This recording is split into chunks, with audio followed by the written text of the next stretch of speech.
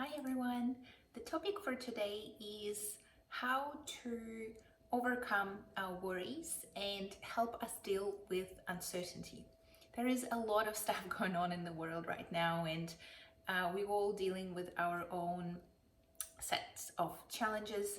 For me in Melbourne, being stuck in lockdown for months on end now certainly hasn't been the funnest and the easiest of experiences. And I feel like I'm dealing with a whole lot of uncertainty on a daily basis, not knowing what to expect or when this is going to end or what my life is going to look like in the near future.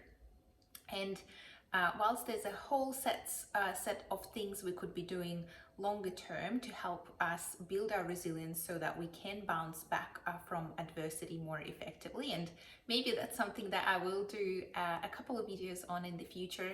That is a topic of my current module in my positive psychology course at the moment, so it's definitely front of mind. But today I wanted to talk about a specific tool, or I guess an activity that you could do to help you feel more calm and less anxious about the uncertain situation in the moment. And that is about separating your sphere of concern with your sphere of influence. And what I mean by that is typically when we are getting real anxious or worried about something, it's because our whole attention and focus is on the sphere of concern. As an example, we'll take the global pandemic, and we can say that everything that's in our sphere of concern is about that. Well, we don't know how long this is going to go for. We're concerned about our health of our families, economic situation. Will we have a job? What will life look like? What the future holds? All those things, and there's all these worries. And there is real therapeutic healing in actually thinking about, okay, what does actually concern me, and then bucketing it all in that sphere of concern. That's your first step.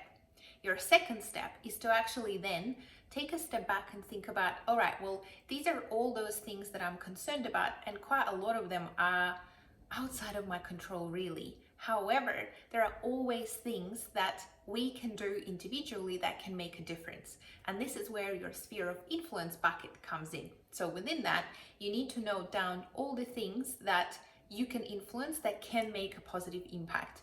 And yes, you may not be able to find a vaccine or fix the global economic challenges that may be arising, but there are things that are within your control that you can do to help you impact and feel more in control, and like you can actually do something about the situation. For example, you're concerned about the global pandemic, and you can say that, all right, what's within my control is making sure that I, listen to the government regulations, I wash my hands, I exercise, I stay healthy, I eat healthy food to ensure that I am at the best of my well-being. I do, social distancing, and maybe I look at my spending and make sure that I have money saved just in case anything happens.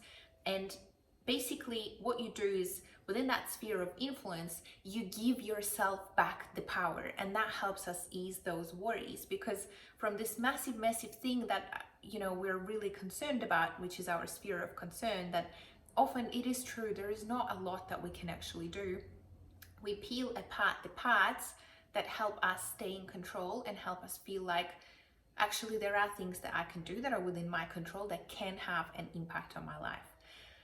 So ultimately, if you take, a piece of paper and a pen, or you can make it as a note in your phone, and if you pick this thing that you're really concerned about and write down and bucket down all the areas of sphere of concern, and then put the sphere of influence where you can have practical things that you can do personally, I guarantee that most likely you will walk away feeling less stressed or less uneasy about whatever that's been on my mind after you've done it.